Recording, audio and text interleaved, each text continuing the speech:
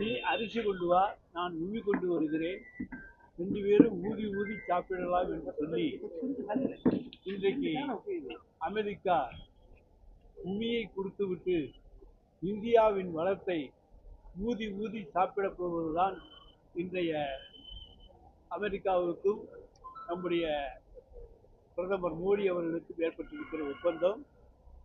இதனால் அமெரிக்காவுக்கு தான் நலமே தவிர இந்தியாவுக்கு நலம் எதுவுமே கிடையாது. 3% இருந்த இறக்குமதி வரியை அமெரிக்காவில 50% உயர்த்தினார்கள்.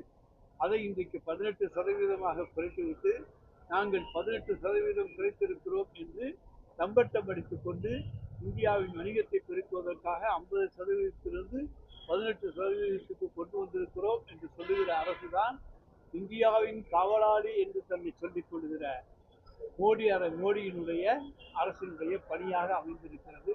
இது இந்தியாவுக்குத்தான் தேர்தல். இன்றைக்கு இந்தியா அமெரிக்காவிடம் இருந்துதான் கச்சா எண்ணெய் வாங்க வேண்டும் என்று நிர்பந்திக்கிறது. இதிலே ரஷ்யாவிடமிருந்து வாங்குகிற கச்சா எண்ணெயினுடைய விலை $50 என்றால் அங்கே $55. இதனால் யாருக்கு ஆதாயம் என்று சொன்னால் அதானிக்கும் அம்பானிக்கும் ஆதாயம். எனவே மோடி எடுக்கின்ற எந்த ஒரு முடிவினுடைய இறுதியை பார்த்தோமேயானால் அது அதானி அம்பானி சம்பந்தப்பட்டதாக, அவர்கள் இருவருக்கும் மிகுந்த பொருளாதார வளத்தை பெருக்கி தருகின்ற செயலாக அமையும். தமிழ்நாட்டில் எங்களுக்கு 42% ஓட்டு வாங்கி இருக்குன்னு சொல்லி செங்கோட்டையன் சொல்லியிருக்காரு. அதாவது தமிழக வெற்றி கழகத்துக்கு 42% ஓட்டு வாங்கி இருக்குன்னு சொல்லியிருக்காரு. 24 இருந்தாலே பெருசு, திருப்பி போட்டான் என்ன. அதனால செங்கோட்டையனுக்கு என்றைக்குமே அரசியலினுடைய புள்ளி விவரங்கள் தெரியாது. அவருக்கு டூர் போக தெரியுமே தவிர மக்களுடைய மனதை அறிய தெரியாது. 42 அல்ல, 24 கிடையாது, அதுக்கு குறைவுதான். பேசும்போது அது அவருடைய எதிர்பார்ப்பு, அவருடைய கனவு, அதை சொல்லுகிறார். எடப்பாடி எப்போதுமே கனவு கண்டு கொண்டிருக்கின்றவர் என்பது நாடறிந்து உள்ளது.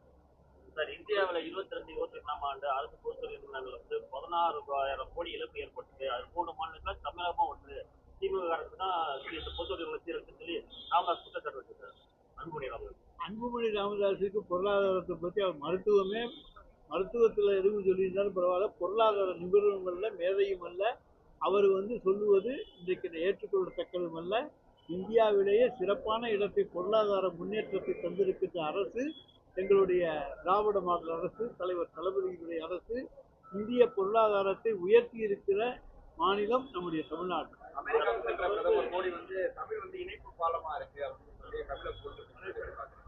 அதாவது அமெரிக்காவுக்கு போனால், மலேசியாவுக்கு போனால் தமிழை புகழ்ந்து பேசுவார். ஏன்னா அங்க இருக்கவங்க இந்தியர்கள், மலேசியா இருக்கவர்கள் தமிழ் இந்தியர்கள், தமிழ்நாட்டிலிருந்து சென்றிருக்கின்ற இந்தியர்கள் தான் அதிகம் பேசுவார். ஆனால் ஒரிசாவுக்கு போனால் தமிழனை திருடன் என்பார். தமிழ் திருடனுடைய கையிலே ஒரிசாவின் சாவி இருக்கிறது என்பார்.